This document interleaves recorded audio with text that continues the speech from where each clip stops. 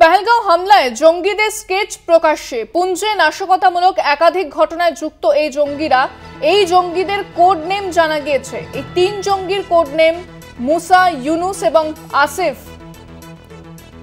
তিনজন জঙ্গির স্কেচ প্রকাশ্যে এসেছে এবং পুঞ্চে বিভিন্ন নাশকতামূলক ঘটনার সঙ্গে এই জঙ্গিরা জড়িত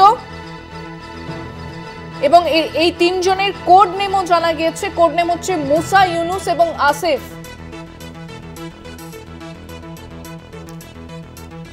তিনজন জঙ্গি স্কেচ ইতিমধ্যে প্রকাশ্যে এসেছে। এ বিষয়ে বিস্তারিত জানবো, আমাদের সঙ্গে ফোনে রয়েছেন আমাদের ডিজিটাল হেড অর্পণ ঘোষ। অর্পণদা, তিনজন যে জঙ্গি তাদের স্কেচ প্রকাশ্যে এসেছে, এর পরবর্তী পদক্ষেপ কি জানা যাচ্ছে? তাহলে দেখো, এই মুহূর্তে সবচেয়ে বড় খবর যেটা, যে পহেলগাঁও হামলায় যে জঙ্গিদের জড়িত ছিল তাদের স্কেচ প্রকাশে নেওয়া হয়েছে। যারা প্রত্যক্ষদর্শী ছিল তাদের কাছ থেকে বয়ান নিয়ে এবং সোর্স মারফত কিন্তু সেই স্কেচ প্রকাশ করা হয়েছে। এবং তার থেকেও বড় খবর যেটা দর্শকদের জন্য আরেকটু জানিয়ে রাখি, সেটা হচ্ছে এই যে স্কেচ প্রকাশ করা হয়েছে প্রত্যেকেই কিন্তু তাদের কোড নেমগুলি জানা গিয়েছে। এবং সবচেয়ে বড় কথা, এবং সন্দেহজনকদের এখনো পর্যন্ত যার নাম জানা গিয়েছে তাদের নাম হচ্ছে আসিফ, ফৌজি, সুলেমান শাহ, আবু তালহা। এদের তিনজনকে শনাক্ত করা গিয়েছে এবং তাদের কোড নেম যে জানা গিয়েছে তাহলে মুসা, ইউনিস এবং আসিফ। এবং সবচেয়ে বড় কথা হলো শুধুমাত্র পহেলগাঁও পুঞ্চে যে নাশকতা হয়েছিল, বিভিন্ন রকম পুঞ্চে যে নাশকতামূলক ঘটনা ঘটানো হয়েছিল জঙ্গিদের মাধ্যমে, সেই জঙ্গিদের তালিকায় কিন্তু এই তিনজনের নাম রয়েছে এবং এই কোড নেম কিন্তু মারাত্মক। এই কোড নেমের মাধ্যমেই কিন্তু তারা বিভিন্ন রকম জঙ্গি কার্যকলাপ চালিয়েছিল।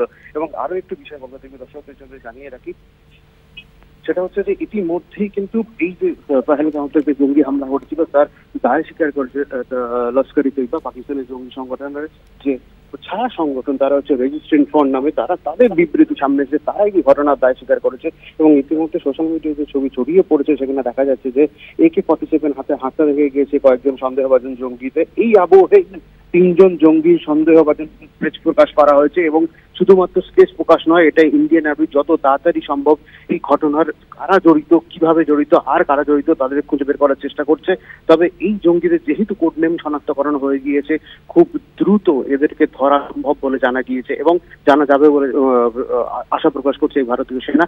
এবং সবচেয়ে বড় কথা হচ্ছে এই ঘটনার পরে কিন্তু নরেন্দ্র মোদী দেশে ফিরে এসেছেন এবং হাই লেভেলের মিটিং করছেন, কড়া পদক্ষেপ নেবেন বলে তিনি হুঁশিয়ারি দিয়েছেন, কাউকেই ছাড়া হবে না। তবে দুঃখের বিষয় যেটি হচ্ছে 26 জন যে মারা গিয়েছে তার মধ্যে 3 জন বাংলার। ইতিমধ্যে মমতা বন্দ্যোপাধ্যায়ের তরফ থেকে জানানো হয়েছে তিনজনের জন্য, তিনজনের পরিবারের যতটা সম্ভব পাশে দাঁড়ানো যায় সেই চেষ্টা রাজ্য সরকারের পক্ষ থেকে করা হয়েছে। ইতিমধ্যেই গতকালই অবিশ্বাস একজনের বাড়ি গিয়েছেন, আজকে ববি হাতিমি একজনের বাড়ি গিয়েছিলেন। তবে সব মিলিয়ে যা খবর, যথেষ্ট এই শোকাহত একটা আবহাওয়া তৈরি হয়েছে। কিন্তু তার মধ্যে সবচেয়ে বড় ডেভেলপমেন্ট যেটা, সেটা হচ্ছে পহেলগাঁও জঙ্গি হামলায় যারা জড়িত, যে জঙ্গিরা জড়িত তাদের স্কেচ প্রকাশ শুধুমাত্র নয়, সোশ্যাল মিডিয়াতে আরো 4 জনের একটি ছবিও ঘুরে বেড়াচ্ছে। যদিও সেটা ভারতীয় সেনার পক্ষ থেকে এখনো পর্যন্ত কনফার্মেশন দেওয়া হয়নি। কিন্তু সবচেয়ে বড় আপডেট যেটা, কোড নেম উদ্ধার করেছে ইন্ডিয়ান আর্মি।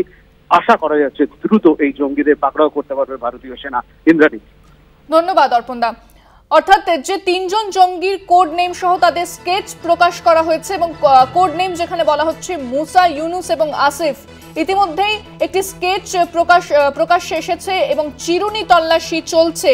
জঙ্গিরা কেমন দেখতে ছিল তার সম্ভাব্য একটা স্কেচ ইতিমধ্যেই প্রকাশ্যে এসেছে। জোরদার তল্লাশি চালানো হচ্ছে, পাশাপাশি নিরাপত্তা ব্যবস্থা যথেষ্ট বাড়ানো হয়েছে গোটা উপত্যকা জুড়ে।